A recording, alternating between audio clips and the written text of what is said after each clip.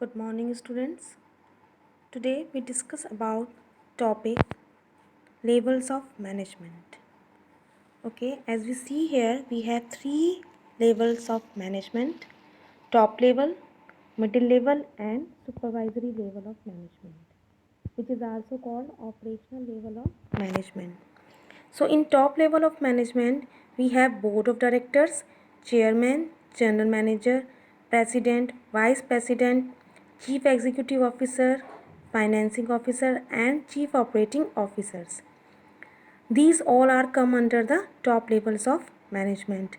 And in middle level of management, we have purchase manager, sales manager, marketing manager, finance manager, executive officer, plant superintendent, divisional heads and departmental heads.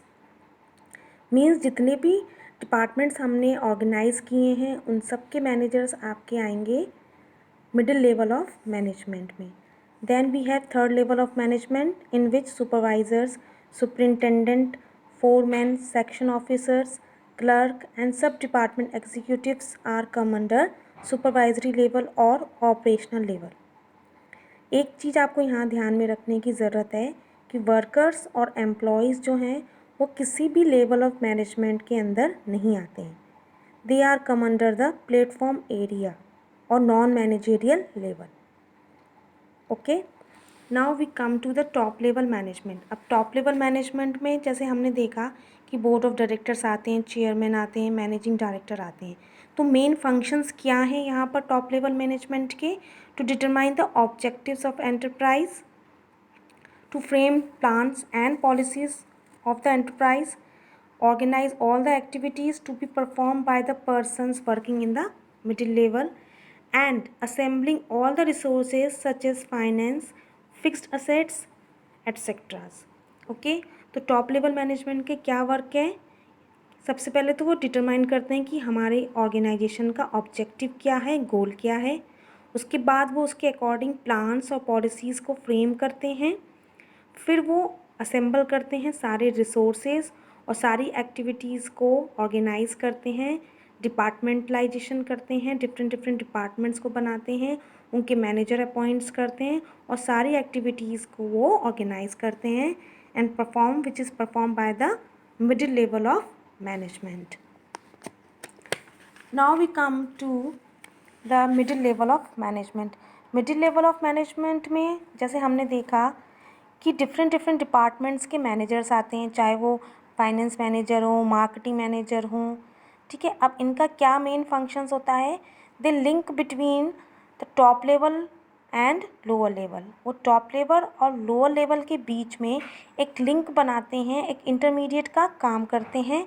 जो भी policies top management frame करता है उसको interpret करते हैं, उसको analyse करते हैं और फिर उसके अकॉर्डिंग वो अपने सबऑर्डिनेट को पास करते हैं. They also organise the activities of their department. और उनके डिपार्टमेंट की जो भी एक्टिविटीज़ है उसको वो प्रॉपर तरीके से ऑर्गेनाइज करते हैं, चाहे वो परचेज डिपार्टमेंट है, चाहे वो प्रोडक्शन डिपार्टमेंट है. परचेज डिपार्टमेंट है तो परचेज डिपार्टमेंट को रॉ मटेरियल कहाँ से ख़रीदना है, ये सारी एक्टिविटीज़ परचेज डिपार्टमेंट का हेड ही करेगा. फाइंडिंग आउट और recruiting, selecting and appointing the required employees.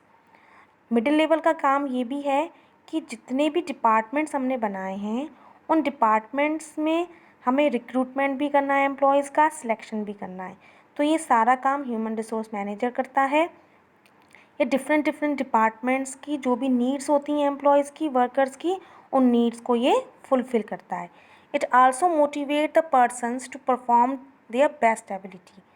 और मिडिल लेवल के जो मैनेजर्स होते हैं ये मोटिवेट भी करते हैं पर्सन्स को, अपने एम्प्लॉयज़ को, अपने वर्कर्स को टू गेट देयर बेस्ट, जो अपना काम एफिशिएंट और इफ़ेक्टिव तरीके से करें.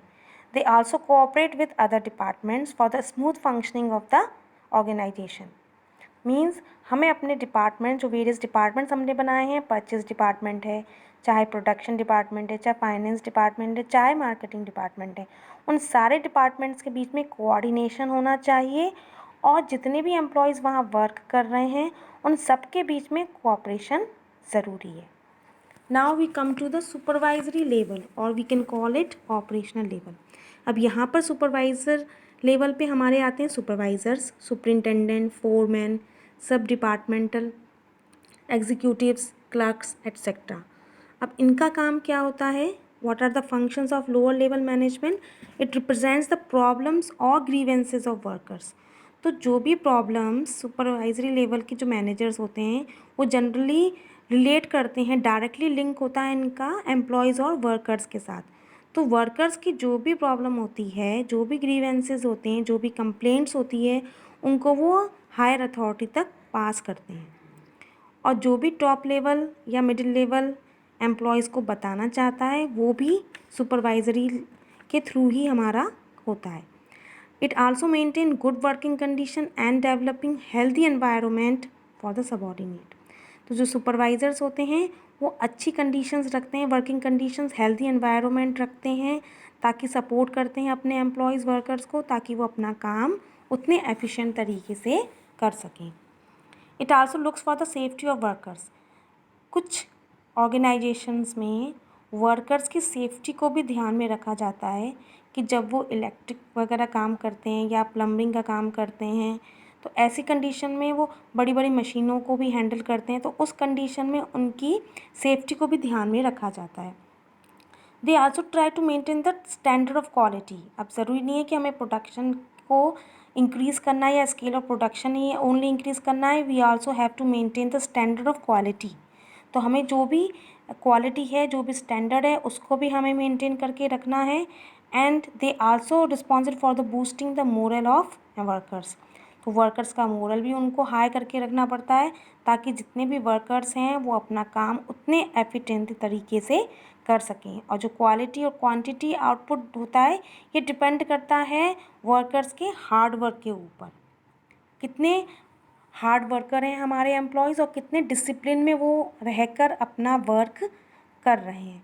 तो ये सारे हमारे लेवल्स थे, top level, middle level and supervisory level, और इनके फंक्शंस क्या थे वो हमने आज इस वीडियो में डिस्कस किए। Okay, thank you.